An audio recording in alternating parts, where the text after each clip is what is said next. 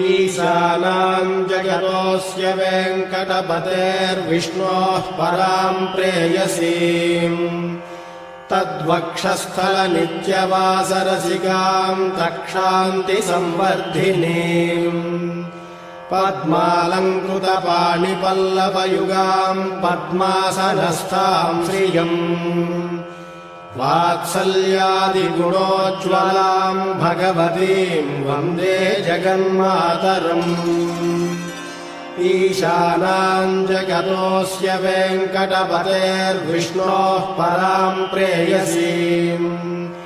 तद्वक्षस्थलनित्यवासरसिकाम् तक्षान्तिसंवर्धिनीम् पद्मालङ्कृतपाणिपल्लवयुगाम् पद्मासनस्थाम् श्रियम् वात्सल्यादिगुणोज्ज्वलाम् भगवतीम् वन्दे जगन्मातरम् श्रीमन्कृपाजलनिधे कृतसर्वलोक सर्वज्ञशक्तनतवत्सल सर्वशेषिन् स्वामिन् सुशीलसुलभाश्रितपारिजात श्रीवेङ्कटेशचरणौ शरणम् प्रपद्ये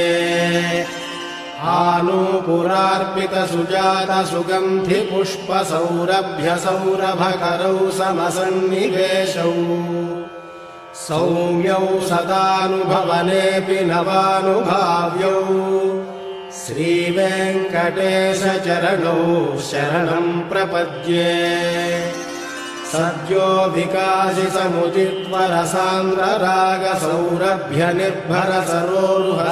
विकासितमुदित्वरसान्द्ररागसौरभ्यनिर्भरसरोरुहसाम्यवार्ताम् सम्यक्षु साहसपदेषु विलेखयन्तौ श्रीवेङ्कटेशचरणौ शरणम् प्रपद्ये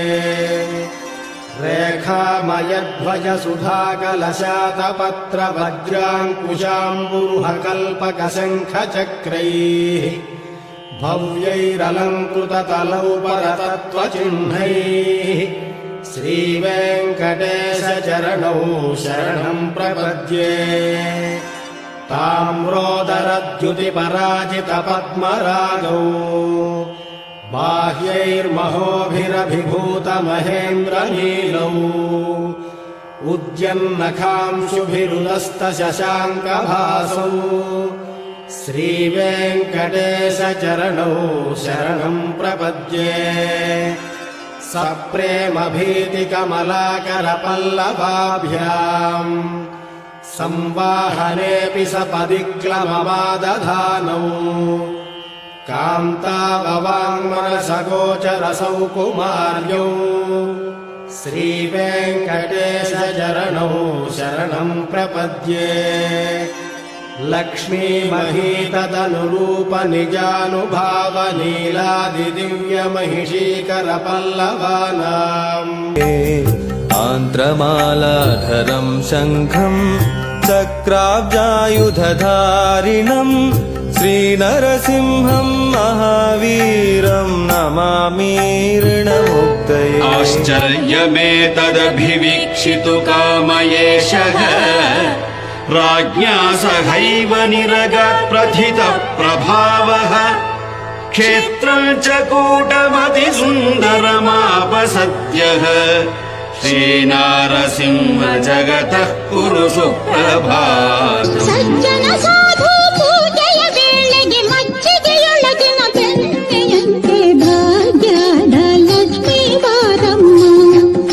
तलप्रदिष्ठौ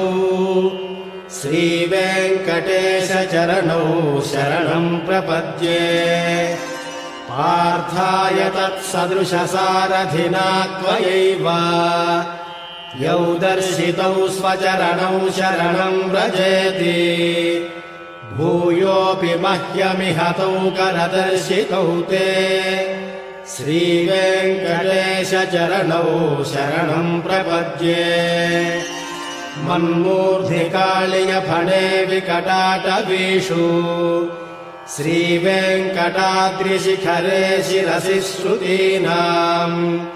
चित्तेऽप्यनन्यमनसाम् सममाहितौ ते श्रीवेङ्कटेशचरणौ शरणम् प्रपद्ये अम्लानहृष्यदवनीतलकीर्णपुष्पौ